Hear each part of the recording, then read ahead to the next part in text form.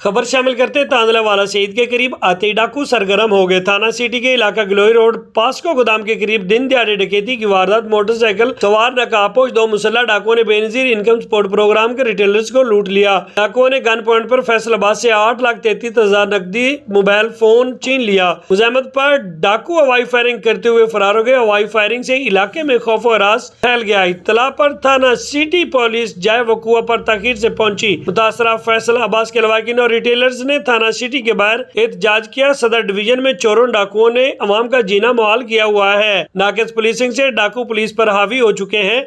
सदर डिवीजन अब कच्चे का इलाका बन चुका है। माह मार्च में थाना सिटी के इलाका में 22 डकैती वारदातें रिपोर्ट हुई हैं। आईजी पंजाब सदर डिवीजन में अवाम के जानो माल के तहफ़्फ़ुज़ को यकीनी बनाए और इस पर नोटिस ले।